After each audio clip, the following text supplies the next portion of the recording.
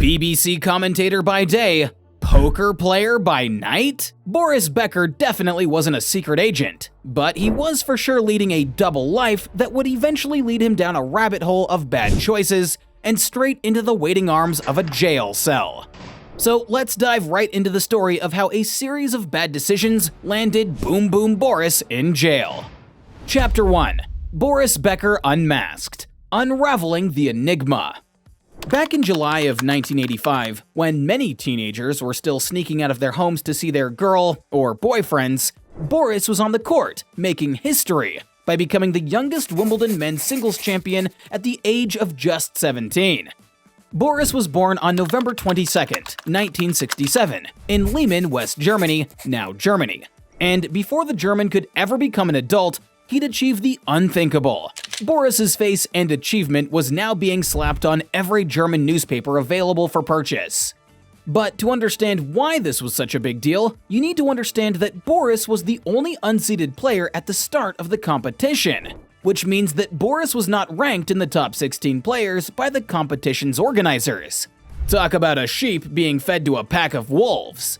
Yet Boris managed to not only beat every single last person during the competition, he did it without really breaking a sweat. Boris's achievements were far from over, however, as it appeared that Boris was in his prime and about to ride the waves of fame. Plus, throw in the fact that he'd become the youngest person ever to win a Grand Slam title in men's singles, and he was completely ready for success. But in order to get the full picture, let's take Boris's story back to the beginning to get a better perspective of the German machine. Boris's father, an architect, constructed the local tennis club where Boris learned to play as a child. Thanks to this, he began competing in tennis at the age of 8 and focused entirely on the sport by the time he was 12. All of this training would eventually lead him to the 1985 Wimbledon Championships, where he was able to burst onto the international tennis scene. There appeared to be something about him that the crowds just ate up, and it wasn't just the thrill of watching a 17-year-old dominating the court. Perhaps it was because watching Boris play was like watching the ocean in motion. Despite being just 17 years of age, the German was nuts when it came to composure, speed, precision, charisma, and strength. His win in 1985 would undoubtedly set his career in motion, and he'd go on to excel on the fast grass surface and win Wimbledon again in 1986 and 1989, with additional final appearances in 1988, 1990, 1991, and 95. However, Becker's success wasn't simply limited to Wimbledon alone. He also claimed the Australian Open title twice in 1991 and 1996, and the US Open in 1989. He contributed to West Germany's and Germany's Davis Cup teams from 1985 to 1999, helping them secure victories in 1988 and 1989.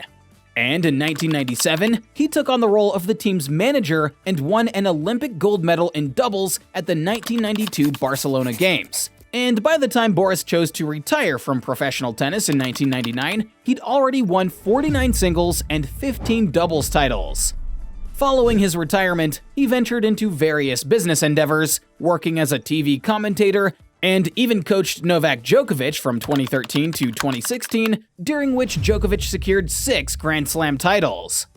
It seemed like Boris had his whole life together, but what he didn't know was that his whole life was about to be torn to pieces. And it all started with a single call. Chapter 2. Boom Boom End. Growing up, nobody believed in Boris, not his father, his schoolmates, or even his own coaches. Throughout his childhood, Boris had to deal with people, including his own family, looking down at him. Can you imagine how tough that could have been? So Boris promised himself that he was going to show the world he was not someone to be messed with. And what better way to do that than to win the biggest tennis tournament in history? Perhaps this is why Boris had such an explosive style of play. The anger, the drive, the need to prove himself. All of these things made Becker unstoppable on the court. But it also made him unstoppable in real life, too. Boris lived an explosive life, buying everything and whatever he wanted without thinking twice about it. And his gambling addiction was just adding fuel to the fire of his existing problems. And before the German superstar could say "Boom Boom Boris," everything was gone. But what really ruined Becker's career wasn't really his atrocious spending or the gambling. It was one simple phone call. It all started back in 2000. Becker's ex-wife, Barbara Fellis, was at home when she received a phone call from a waitress named Angela Ermakova. Angela was calling to tell Becker that she was pregnant after he'd stupidly slept with her on the very day he played his last professional game. But as fate would have it, it was Barbara who picked up the call, not Boris. Barbara was hurt, and understandably so. Becker had destroyed her reputation, and she wasn't going to go down without a fight. She filed for divorce, and although Becker tried a lot of "I'm sorries" and "I love you," there was no forgiveness in the cards for Becker. In the end, she got her revenge: a $14.4 million compensation, their mansion in Florida, and custody of their 2 children. Angela, on the other hand, ended up with a $2 million settlement, after numerous back and forth with Becker's lawyer initially insisting that the kid wasn't his until he finally threw in the towel. After that, Becker never really got his life back on track again, and before he knew it, he was filing for bankruptcy. Chapter 3: Legal Issues. Boris Becker's turbulent trysts with the law. Now, when you're a legend that's adored by millions of fans, the last thing you want to do is get yourself wrapped in controversies, right? Well, Boris obviously didn't get that memo, because less than 20 years after tearing apart his family with his own hands and making the headlines for all the wrong reasons, the German superstar was at it again, this time for receiving a prison sentence of 2.5 years. Apparently, Boris had been concealing assets and debts exceeding £2.5 million after going bankrupt. The allegation was that the 3-time Wimbledon champion, then aged 54, had intentionally transferred funds to his family and associates in June 2017 when he faced financial difficulties, managing to retain £390,000, which is equivalent to €426,930, and the profits from a bank loan totaling £1.1 million, which would otherwise have gone to his creditors. In addition to this, Boris also shadily failed to disclose his ownership of a $1 million property in Germany, as well as $75,000 worth of shares in a technology company. But hold up, this guy was a tennis legend, so why on God's greenish-blue earth was he filing for bankruptcy if he was worth millions? This appeared to be the big question on everyone's mind. You see, at the peak of Boris's career, the German wasn't just a role model that the likes of Djokovic looked up to. The German's flamboyant lifestyle was also the talk of the town. $1 million mansions fit for a king, a fleet of some of the most expensive cars in the world, and a bank account that would run anyone insane. But when you burn your money faster than Usain Bolt on the track, it's only a matter of time before you gas out. And that's exactly what tends to happen to athletes like Boris Becker. In Becker's case, the depletion of his £38 million sports fortune stemmed primarily due to a high-cost divorce, child support obligations, and the expenses associated with maintaining his extravagant lifestyle. During the trial at Southwark Crown Court in the UK, he revealed how his brand image, often referred to as Brand Becker, had suffered due to a series of scandals and negative media attention. And these setbacks significantly impacted his ability to generate income through sponsorships and punditry. Following the trial, a jury found Boris guilty of 4 charges under the Insolvency Act, leading to his imprisonment by Judge Deborah Taylor, the Recorder of Westminster, on a Friday.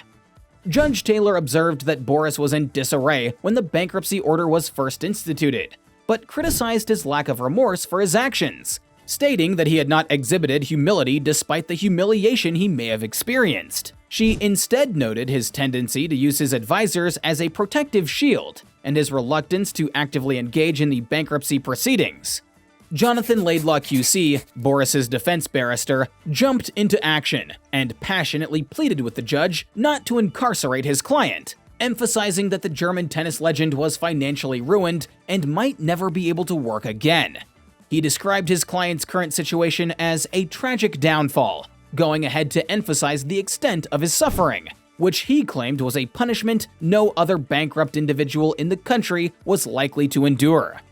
Naturally, Laidlaw added that this ordeal had completely destroyed Boris's career, and his reputation, which was an integral part of his brand, lay in tatters. This meant that he would struggle to secure employment, and possibly having to rely on the charity of others for survival. It also didn't help that Boris had a gambling addiction that had previously led him to compete in the European Poker Tour and the World Poker Tour. In fact, he was a celebrity team member for the online poker platform PokerStars from November 2007 to midway 2013. Sadly, his poker earnings didn't do much, because you see, gambling is kind of like a two-way thing. You lose some, you gain some, sometimes one more than the other. And for Boris, he was definitely losing a lot more than he was winning.